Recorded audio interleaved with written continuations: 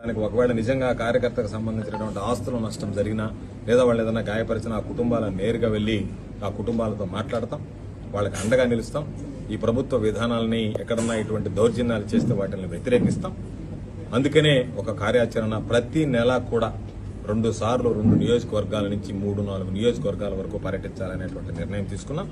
దానిలో భాగంగా కార్యకర్తలను కలవడం, నాయకులను కలవడం, కార్యకర్తలకు ధైర్యం చెప్పడం, కార్యకర్తలను ధైర్యంగా నిలవమని కోరడం, దానితో పాటు ఎక్కడన్నా అన్యాయాల అక్రమాలు జరిగితే అధికారుల దగ్గరికి వెళ్లడం, అధికారుల దృష్టికి తీసుకువెళ్లడం, అధికారులు వాటిని సరిగ్గా గనక సక్రమంగా పరిష్కరించకపోతే అధికారులను నిలదీయడానికి కూడా వెనకాడేటువంటి పరిస్థితి ఉంది. మేమేమి రాజకీయాల్లో ఉన్నాం, పదవులు అనుభవించాం. జగన్మోహన్ రెడ్డి గారు మా అందరికీ కూడా పదవులు ఇచ్చారు. మేము 2 సార్లు ఎమ్మెల్యేలు అయ్యాము, మంత్రులు అయ్యాము, అనేక రకాలైనటువంటి కార్యక్రమాలను నిర్వహించాం. కాబట్టి పార్టీ కష్టకాలంలో ఉన్నప్పుడు పార్టీ జెండాని ప్రతి ఒక్కరూ కూడా భుజాన్ని వేసుకుని మోస్తాం.